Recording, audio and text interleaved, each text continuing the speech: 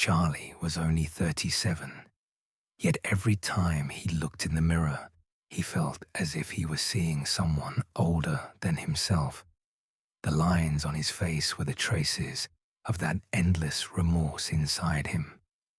Once the brightest and most beloved host of the local radio station called the Voice of Fairhaven, he was now nothing more than a faded shadow because of a broadcast accident in the past that ended his career. His voice had become no more than a whisper within his own four walls. Whenever Charlie thought about that accident, a deep ache pulsed in his heart. He could still hear the terrible, shrill sound that rang out the moment the broadcast cut off. After that day, he never again dared to sit behind a microphone. He lived alone in a gloomy apartment in Fairhaven, spending his days repairing old radios. It was a form of therapy for him. He would search for lost frequencies, chase after stations that didn't exist, and take comfort in losing himself in the past. Despite its name, Fairhaven was far from a peaceful harbor. It was a somber town where the flow of time and life seemed to have stopped. Old houses, rusty signs, and the pale light seeping through the trees completed its melancholic atmosphere. Everything mirrored Charlie's inner state, lifeless and still. He had made it his purpose to collect and repair the town's antique radios. Each radio was a fragment of the past for him. By bringing them back to life, he remembered how alive he himself had once been. On a rainy, foggy evening, he sat down in his old, leather-bound chair and turned the dial of the radio receiver. At that moment, he felt his fingers trembling. They could sense the coldness of the metal buttons. He had been repairing that radio for years, but he had never quite managed to lock onto the frequency he wanted. Until then, the dial came to rest on an old frequency, 99.9 FM. Suddenly, the familiar static of the receiver ceased and gave way to an icy silence. Then came a crackle, reminiscent of the sound of tapes turning. It was a sound Charlie remembered from his youth. The Voice of Fairhaven had abruptly ended its broadcast in 1978. Charlie, who had been 20 at the time, had never forgotten the station's closure.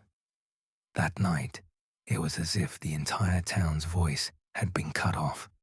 The sound from the radio was not the static-laced silence he'd expected. First came the melody of an old rock song, and immediately after, a strange voice. Charlie flinched and drew his hand away from the radio. It was his voice, the voice from his youth, brighter, more cheerful, more alive. That voice was coming from a radio station that had shut down 17 years earlier. "Hello, dear listeners of the Voice of Fairhaven," the voice was saying. "Today, everything in Fairhaven is normal. As the sun set, the sky turned shades of orange and pink. But don't be deceived by this beautiful view. Tonight, we will bring a secret to light." Charlie slumped into his chair, stunned and afraid. This couldn't be a live broadcast. The station had shut down 17 years ago. So how was this voice coming through? More importantly, why was he hearing his own voice? It was as if time had jammed itself between past and present. Caught in a strange loop, he thought perhaps he was imagining the voice, but he wasn't. The sound felt like a piece of his soul, a reflection of everything he had lost years ago. The broadcast continued, and the tone of the voice began to shift. It was losing that warm, lively timbre and turning into something icy cold. "Don't be afraid. It's only a minor glitch," the voice said mockingly. "Tonight we have a surprise. You will hear a lost episode, the never-aired final episode of The Voice of Fairhaven." Charlie felt as if he had taken a punch to the gut. It was impossible. Yet, in disbelief, he kept listening. The announcer's voice sounded as though it were coming from the bottom of a deep well, as if it held all of Fairhaven's fears and pains within it. "You know, Charlie, even when everything is over, your voice will remain. Your voice, my voice, our voice, will be this town's curse." Those words made Charlie's skin prickle. The announcer knew he was Charlie and had just said his name. He knew him. Every night, at precisely 11 o'clock, the same broadcast would repeat on 99.9. Each time it was a different episode, a different event, and they all had a single thing in common. The events described had never happened before. One night, the radio host told the story of an old house on Creek Street in Fairhaven. "Tonight, we'll talk about the mystery of house number 12. Its owner, Mrs. Miller, disappeared one night in her garden. No one ever saw her again. According to the police reports, no one was home that night, yet Mrs. Miller's voice was heard inside the house. Charlie knew that this hadn't happened. He knew number 12 on Creek Street, and Mrs. Miller still lived there. He'd seen her in the grocery store just a few days earlier. She was perfectly fine, but the radio was telling a story of her disappearance.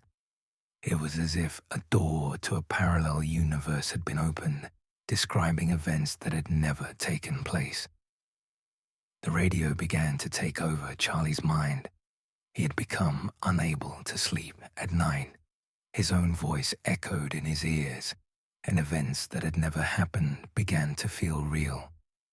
Sometimes the announcer's voice would mock him. "You're no longer a radio host, Charlie. But I am, and my voice is your voice. You've become my shadow." Since finding the frequency, Charlie spent every night sleepless and sweating. His own voice echoed in his head, constantly whispering, "You are a broadcast, a ghost." Sometimes he dreamed he was sitting in front of the microphone at the Voice of Fairhaven studio, yet the chair before the microphone was empty, and the announcer's voice came from everywhere in the studio at once. Charlie began to think he was going mad. When he woke, he found himself talking to himself, questioning whether the voice on the radio was real. One night, he decided to record the broadcast, but what he captured was only static, no voice at all. That unsettled him even more. Had everything he'd been experiencing for days been a product of his imagination? Or had he really stumbled upon a ghost frequency from the past? Perhaps this radio broadcast was a taunting entity that had taken hold of his mind. Charlie decided to look into the town's history for answers. On the dusty shelves of an old library, he found articles about Fairhaven's past. There were reports confirming that the radio station called the Voice of Fairhaven had abruptly shut down in 1978. But there was no information about why it had closed. Only a single report said that the station owner and the announcer had vanished during that terrible night, right in the middle of a broadcast. The announcer's voice had cut off suddenly and was never heard again. The questions in Charlie's head multiplied. The librarian was an elderly woman. When Charlie asked her about the radio station in 1978, her expression changed at once. Fear filled her eyes. "We don't speak about that station," she whispered. "It was a cursed place. The voice coming from there drove people mad. No one knows why it was shut down. Only that one night, the announcer's voice fell silent." "What was the announcer's name?" Charlie asked. The woman didn't answer. She merely shook her head. Charlie's heart began to pound wildly. He had to connect the dots. Was the missing announcer in 1978 bearing his name? Was it his voice? Charlie decided to go to the ruins of the old radio station in Fairhaven. It stood outside town, abandoned in a wooded area. Ivy had overrun the building. Its rusty sign still read, "The Voice of Fairhaven." Apart from the moan of the wind, everything was silent. When Charlie stepped inside, the smell of mold and damp assaulted his nose. Rusted equipment, broken chairs, and dusty tables were scattered everywhere. A microphone standing in the center caught his attention. Beside it was a small notebook. Though the pages had yellowed and frayed with time, the writing was still legible. Charlie began to flip through it. The pages were filled with the announcer's notes, events, names, programming schedules, all related to what had happened in 1978. Only on the very last page, written in a shaky hand, there was a single sentence. "My voice is their voice. They are making me speak. I am afraid of my own voice now. I warn anyone who listens. Do not tune that frequency. That voice will find you too." Beneath the note was a date, October 14th, 1978. That was the night the station had shut down. Charlie's hair stood on end. His own voice had fallen silent that night, in that building. Now, 17 years later, that voice had found him again. Charlie put the notebook in his pocket and quickly left the ruin. The only secret of the Voice of Fairhaven was no longer just the story of a missing announcer. The announcer's voice was still roaming over the town, echoing like a curse that drew listeners in. Charlie still remembered what he had once lived through. He simply couldn't understand how his own voice could still be broadcasting. Perhaps events hadn't unfolded as he remembered, so he decided to keep investigating. When Charlie returned home, the first thing he did was tune the radio to 99.9 FM. He would take notes and continue his investigation based on what he heard. The broadcast again began with that familiar, youthful, lively tone of Charlie's own voice. But as the program went on, that voice slowly took on a metallic, cold, and mocking ring. The more Charlie listened to his own voice transform into that horrifying sound each night, the more his sanity deteriorated. This time, the radio host spoke about an old hotel in Fairhaven. "Hello again, dear listeners of the Voice of Fairhaven," Charlie's voice said. "Tonight, we'll talk about the secrets of the Fairhaven Hotel. A week ago, one of the hotel's longest-staying guests, Mrs. Ilara, vanished from her room. The police searched everywhere but found no trace. However, the hotel staff said they heard a piercing scream from Mrs. Ilara's room that night. The sound repeated as if someone were rewinding a tape. When the voice began to change, Charlie, trembling, turned off the radio. He knew Mrs. Ilara. She had not disappeared a week earlier. She had passed away a few months ago, and not at the hotel, peacefully at the Fairhaven care home. The story on the radio completely contradicted reality. Still, a seed of doubt had been planted in Charlie's mind so deeply that he couldn't sit still. The next morning, Charlie went straight to the Fairhaven Hotel. It had closed years ago. Its doors and windows were boarded up, as if barricaded. Standing before the rusty entrance, he felt the chill emanating from within. Even if the radio's tales were purely fictitious, the hotel's eerie state deepened the fear the voice had left in his mind. The thought of entering a deserted, dark hotel alone made him shiver, but the unanswered questions were stronger than his fear. He tried to get in but couldn't get past the locked doors, so he decided to dig into the station's past to solve the mystery. He went to the old recording depot on the town's outskirts, hoping to find information about the station that had closed in 1978. A middle-aged archivist greeted him among dusty shells. "Are you looking for the Voice of Fairhaven?" he asked with a faint smile. "That station is this town's greatest secret."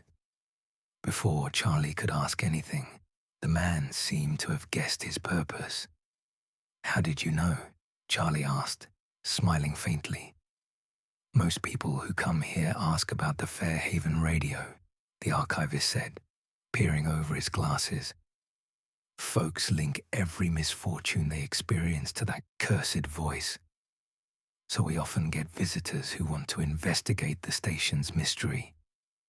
When Charlie admitted why he had come, the archivist told him that the station had not been just a radio channel. Its founder, who is also the announcer, had a strange gift. With his voice, he could affect people's emotions. By shifting its frequency, he could penetrate the listener's mood. But over time, that gift spiraled out of control. The announcer began to sense the town's fears, pains, and buried secrets through the radio waves and narrate them live. The archivist pulled a file from the dusty shelves. Inside were notes the announcer had kept on his last day on air. The pages contained phrases like, "Their voice has become my voice. They are controlling me." On the very last page were these lines, "I am afraid of my own voice now. I warn anyone who listens. Do not tune that frequency." As Charlie read, his heart felt as if it would burst through his ribs, because these notes were identical to those in the notebook he had found earlier. Horrified, he realized that the announcer's name was the same as his own. At that moment, he faced an icy truth. The voice on the radio was his voice. But the owner of that voice was the announcer who had vanished in 1978. He himself had not disappeared. He had merely had an accident. People ought to know him. Yet many spoke as if Charlie had vanished. He could not be the missing announcer. In that case, the voice on the frequency must belong to a spirit that had latched onto him and mocked him. This spirit must have been trapped in the radio frequency years ago, and now, by chance, Charlie had found that frequency and formed a strange bond with it. That night, when Charlie turned on the radio again, he found himself crying without realizing it as he listened to the announcer's voice. "This is our final broadcast tonight on the Voice of Fairhaven," the voice said, with Charlie's own intonation. "Tonight, we'll talk about another lost soul in Fairhaven. The man who found that soul merged with it. That man's name is Charlie." Charlie's mind was crumbling day by day. The announcer mocked him every night, using his name, sometimes driving him to tears. His own memories had become interwoven with the announcer's. He had completely lost his sense of reality. The broadcasts on 99.9 FM had become a part of his life. One night, the announcer's voice spoke of Fairhaven's oldest record store, Melody House, and its owner, Mr. Peterson. The voice was colder and more manipulative than ever. "Tonight on The Voice of Fairhaven, we'll talk about the secrets of the town's oldest record store, Melody House," it said. "Its owner, Mr. Peterson, has been here for many years. But he has a secret. It is said that some records, when played only at certain hours, pull the listener in, never to return. People claim they've heard strange sounds from the shop in recent weeks. They say a piano's sound echoes inside at night. That sound plays the souls of the missing." This time, Charlie was not surprised by what he heard. The announcer always told stories that weren't true. He had known Mr. Peterson for years, a warm, smiling man. Surely he couldn't have such a secret. The announcer claimed the paranormal events were linked to an old record in the shop. It was said to be a mysterious composition called Midnight Symphony, which no one had ever been able to find. The announcer ended the broadcast in a threatening tone. "If you find and play this record, that melody will pull you in as well. You will no longer control your own voice, because it will belong to me." This story gnawed at Charlie's mind. For the first time, in a story he told about someone else, the announcer had also mentioned him. It was as if the announcer wanted Charlie to find him now. The next morning, Charlie hurried to Melody House. As he opened the door, the scent of old records and dusty shelves filled his nose. Mr. Peterson was behind the register, carefully cleaning musical instruments. When he saw Charlie, he smiled. "Hello, Charlie. Looking for something today as well?" Charlie asked, trembling with the fear of hearing the truth. "Hello, Mr. Peterson. Do you have a record called Midnight Symphony?" Mr. Peterson's smile vanished at once. His eyes reflected a deep fear awakened after years. "Where did you hear that name?" he asked in a whisper. Charlie couldn't tell him he'd heard it on the radio. It wouldn't sound reasonable. "Just a story I heard," he murmured. Mr. Peterson took a deep breath. "That record is a legend, Charlie. They say it was the last piece written by the original announcer of the Voice of Fairhaven. It was delivered to the record shop but was never aired. The record is believed to be cursed. Only when played at midnight does it turn the listener into a soulless body. According to legend, the announcer's voice is trapped inside that record."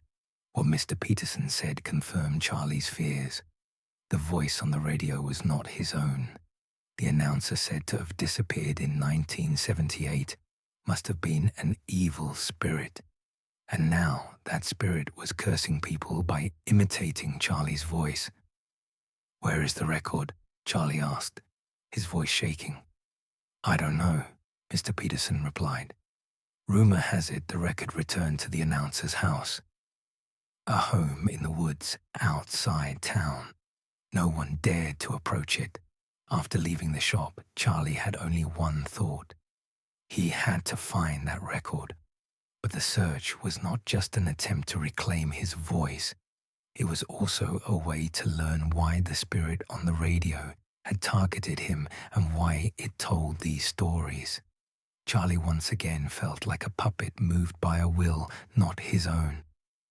That night, Charlie sat by his radio again. This time he would listen carefully, searching for clues about the spirit. The radio suddenly imitated the creak of the Voice of Fairhaven studio door. "Charlie," the voice said, tauntingly, "I'm watching you." "Following the trail of your own voice?" Charlie shivered. The announcer addressed him directly. The broadcast had stolen his voice, and now it seemed to be trying to seize his life. He decided to go to the announcer's house in the woods the next day. He would find the imposter and drive him from town. He set out early the next morning. He had only one thought in mind: to find the cursed record and uncover the truth. What the record shop owner had said, and the announcer's mocking whispers from the radio, had forced him onto this dreadful path. Rain fell over Fairhaven like a thin veil, weighing down the gloomy air even more. Opening his umbrella, Charlie walked toward the edge of town. The road stretched into the depths of the forest, and with each step, the trees grew denser. As the wind shook the branches, they gave off sounds like moans. Charlie knew the voice from the radio was following him. It had admitted as much the night before. Now, even the wind sounded as if it were whispering threats to him. Deep in the forest stood an old, neglected cabin. It was overrun with weeds, its windows were broken, and its door was sealed with a rusty chain. On the roof hung a rusty piece of metal showing that a radio antenna had once been there. Charlie knew this was not the station that had ceased broadcasting in 1978. That station had been built in a different part near the forest's entrance. When he stepped inside, the air was full of mold, damp, and a sharp scent of loneliness. Everywhere was silent, only his heartbeat echoed in his ears. Rusty equipment and a few old pieces of furniture were scattered around the cabin. In the middle stood a dilapidated broadcasting desk with an old, leather-bound radio receiver on it. The place felt like a poor imitation of the station where he'd once worked. Charlie approached the desk. He picked up a notebook similar to the one he had found at the former station. Skipping the other pages, he went straight to the last page. My voice is their voice. They are making me speak. I am afraid of my own voice now. I warn anyone who listens. Do not tune that frequency. That voice will find you too.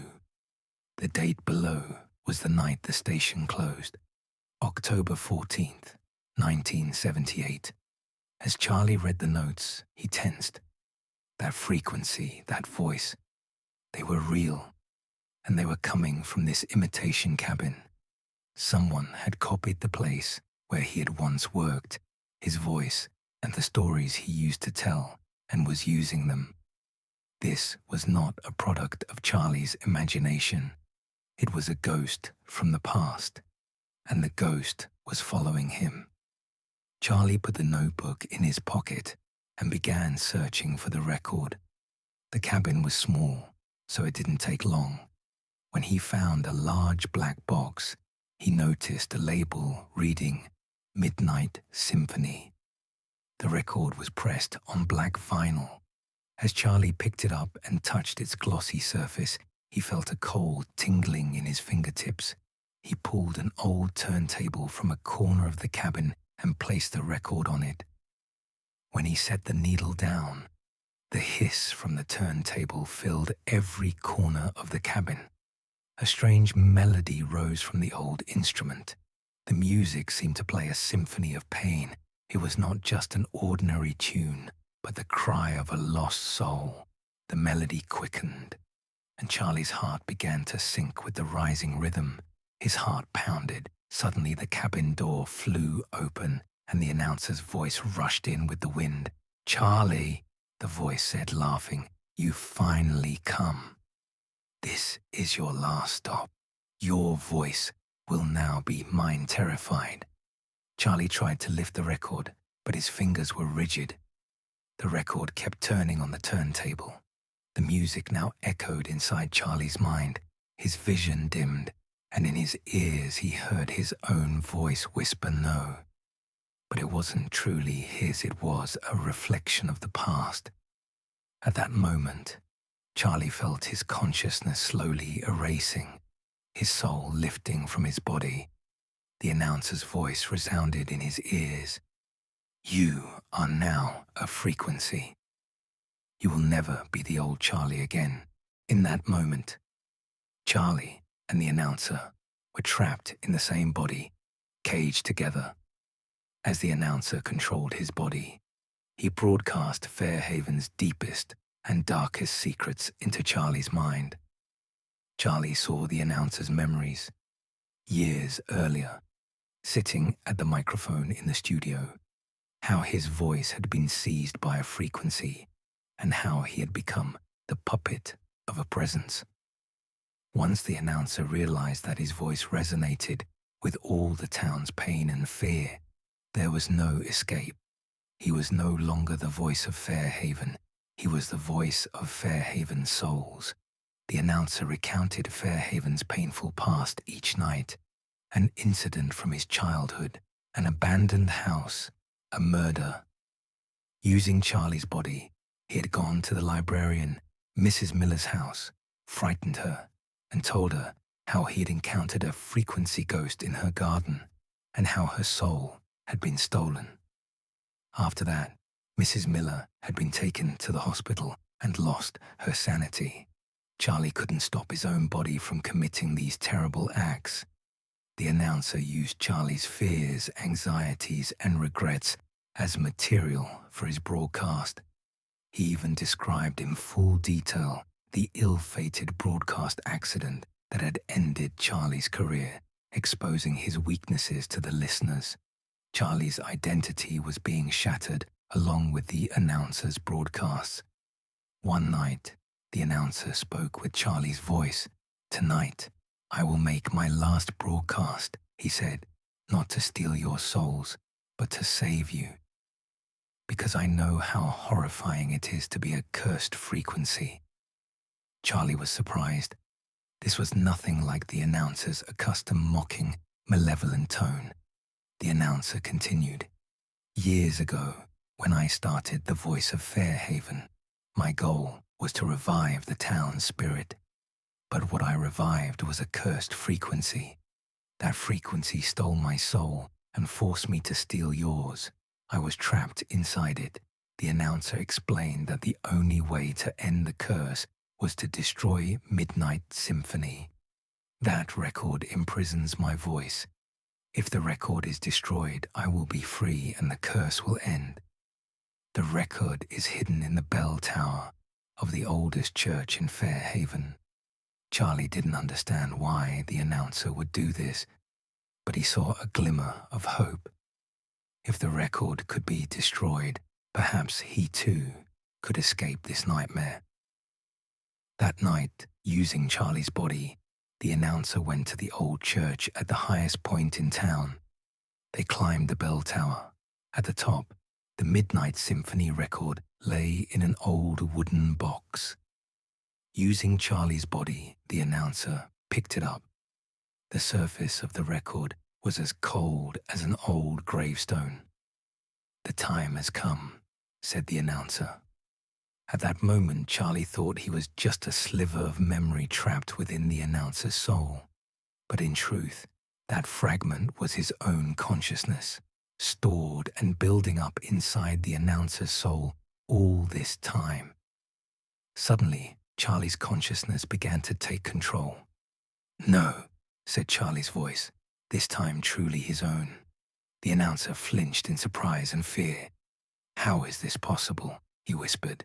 You're still alive." "Yes," Charlie said, "I'm alive, and I will reclaim my voice." Two souls began to fight in a single body for a single voice. It was like two separate waves trapped inside a radio frequency colliding, intermingling, creating a humming, crackling chaos. The announcer's pain intertwined with Charlie's. Charlie felt the announcer's despair as a foreign presence within his own body and realized that his voice had become only an echo. Yet the announcer's memories weren't only filled with pain. In his final broadcast, he showed Charlie why the record had to be destroyed. The record wasn't merely a vessel to imprison his soul. It was, rather, a key the announcer used to keep the cursed frequency's power in check. If the record were destroyed, the announcer's soul would be freed and the cursed frequency would weaken. The announcer whispered, using Charlie's body, "You can end this curse, Charlie. Destroy the record." A light of hope kindled within him. This was not only a chance to reclaim his own voice, but also a chance to free the announcer's soul. The two souls, in one body, united for a single purpose. They made a plan to destroy the record. The announcer showed Charlie how to do it. The record wasn't merely a physical object. It carried the frequency of Fairhaven's souls. The only way to destroy it was to overpower the frequency. For that, they needed a stronger source. The old radio receiver in the church bell tower. Charlie had one last chance to reclaim himself. They went to the old radio receiver at the top of the bell tower. The microphone the announcer had used on his last day was there too. Charlie took the microphone in hand and spoke with the announcer's voice. "This is our last broadcast tonight on the Voice of Fairhaven. Tonight, we will end Fairhaven's curse forever." Suddenly, both his own resolve and the announcer's weariness of years surfaced within him. Two souls spoke at once, trying to drown each other out, but this time, as Charlie spoke, his words were steadier, more real. The announcer's voice at first resisted with a crackle, then turned mournful. "If you fail," he whispered, "this frequency will swallow you completely." Charlie took a deep breath, gripped the cold metal of the microphone tighter, and replied, "This frequency will capture no one ever again." The plan was simple, but the risk great. Inside the bell tower's radio receiver, they would inject a phase-inverted signal that would disrupt the frequency carried by the record. The announcer whispered the frequency's formula to Charlie. With the experience of years, despite fragmented memories and pain, he revealed the right notes. Charlie tuned the frequency and set up the device. The old tubes warmed, copper wire hummed, and the tower seemed to tremble as if taking a deep breath. Wind blew through the tower window, rasping the edges of the wooden box where the record lay. The vinyl on the turntable was still playing, the melody still echoing in the cabin, sweeping through the town streets like a hazy wave. When Charlie activated the phase inversion, the moment came when the frequencies collided, a clash, a duel. The static intensified, picture frames shook in people's homes, and the church bell droned as if it had forgotten its own tone. The announcer screamed with pain bound to his memories. Charlie spoke each word carefully, gently. "I will give you your freedom, but first, I will release the voices you've imprisoned." The record seemed to writhe within its wooden box. With the phase-inverted signal, waves fell across the vinyl. The string structure of the melody unraveled. The notes began to synchronize. A scream rose. It was the collective outcry of a voice torn from time, the simultaneous release of years of pent-up pain. Lights flickered for an instant, and then the tower fell silent with a sigh of something emptied. Cracks formed across the record's surface. A keen moment of silence spread like a spark. The silence was unbearable at first. Then, as if a weight had been lifted, the air lightened. The announcer's voice thinned, then weakened. Within that weakening voice, Charlie heard his own true breath. "It's over," the announcer whispered. But now there was no arrogance in it, only a tired surrender. The broken pieces of the record scattered from the tower on the wind. The frequency was unraveling, slowly but surely. Charlie sank to his knees. In his emptied body lingered traces of both his own self and the announcer's weary burden of years. Word of what had happened spread through the town. Some felt the end of a calamity. Others simply went on with their lives with a deep sense of relief. The shadows in Mrs. Miller's garden grew lighter. The window display of Melody House quivered with a sliver of hope. But not everything returned to how it had been. The void that remained within Charlie left a new mark upon him. Whether the announcer's soul was truly free or had found another form of peace was unclear. Charlie put down the microphone. The weight in the hand of a man no longer at the radio eased, but its echoes would always remain in his ears. Only one choice remained. Should he keep this experience from everyone, or tell the town and warn others? Charlie sat on the edge of the bell tower, looked up at the rainy sky, and took a small but determined first step to repair his own voice, his own reality. Soon, Fairhaven would begin to heal its wounds, but the traces of the night, the frequencies, and the old recordings would never fully fade. At least that night, Charlie had gained one thing. He had reclaimed control of his own voice and remembered who owned his memories. As Charlie walked from the church back home, he felt a strange emptiness in every fiber of his body. Victory was not as sweet as he'd hoped. Instead, he was caught in a mix of exhaustion and unease. With the shattering of the record, the announcer's voice fell silent forever, but the marks it had left on Fairhaven remained. At every corner, the hum of old radio frequencies could still be felt as a faint vibration. Charlie would have to get used to living with the cursed frequency that had become part of him, and that left a deep void within. The next morning, the townspeople were unaware of what had happened. Radios returned to normal programming. No one had heard the crackles or the mysterious voice from the night before. This both relieved and unsettled Charlie. Realizing that the curse had affected only him and ended with him brought a sense of freedom on one hand and a deep loneliness on the other. He had become the voice of Fairhaven, and he bore its entire burden on his shoulders. He was now the silent bearer of the town's unknown secrets.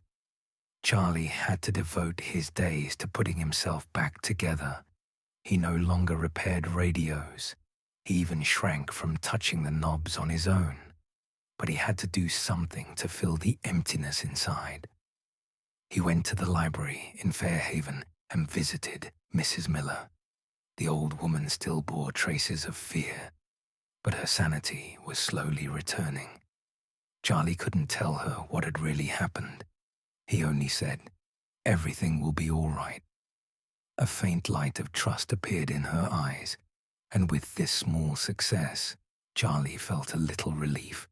A week later, Charlie returned to the ruins of the old radio station. His aim was to destroy anything left behind. He took a sledgehammer in hand and smashed the studio equipment, the microphone, and that cursed turntable one by one. With each blow, the anger and fear inside him diminished, and the burden lightened. The metallic clatter of the breaking devices sounded like a rhythm that shattered the chains within Charlie. At last, only rubble remained of the station. Standing over the wreckage, Charlie thought he heard the announcer's voice again. But this time it was not threatening. It was a whisper, drifting lightly with the wind. "Thank you, Charlie." I am finally free. Hearing that whisper, Charlie felt a deep relief. He had freed not only his own soul, but the announcer's as well. The curse of the Voice of Fairhaven had ended, and Charlie had cleansed both himself and the town of the dark shadows that had troubled them for years. After demolishing the ruins of the old station, Charlie decided to open a new chapter in his life. He had said farewell to his radio career, but still felt an emptiness inside. To fill it, he stopped repairing Fairhaven's old radios and turned his hands to making things. He opened a small woodworking shop on the edge of town. The smell of wood, the sounds of cutting and carving became a new melody for him. He worked each piece with care, restoring old and scrap wood to life. The process felt like repairing his own soul. Each hammer blow erased a fear. Each carving shaved away a regret. Woodworking became a kind of meditation for him. Years passed like a dream for Charlie. His workshop became a small but warm gathering place for Fairhaven's residents. He was known as a quiet, calm man who reflected his inner world through his craftsmanship. People believed his woodworking wasn't just furniture, that each piece carried a soul. Charlie accepted these compliments with a smile and chose silence. He knew that in each work he had inscribed the frequency of his own soul, the pains of the past, the losses, the lessons learned, and the inner peace that was now at rest. Every hammer blow, every carving, felt like a ritual through which he etched his past and life lessons. Though he still saw the announcer's ghost in his dreams each night, he was no longer afraid. That ghost was not an enemy, but a part of his past, the echo of the voice and soul he had once lost. Knowing that the announcer's soul had found peace strengthened Charlie's confidence in his own life. The traumas he had faced in the shadows of the past were no longer a burden, but a reminder. The curse of the Voice of Fairhaven had ended. Neither radio frequencies nor the night's moans disturbed him anymore. Yet Charlie knew a secret still lay deep within the town. And that secret was his own voice, his own frequency. It continued to exist as part of both past and future.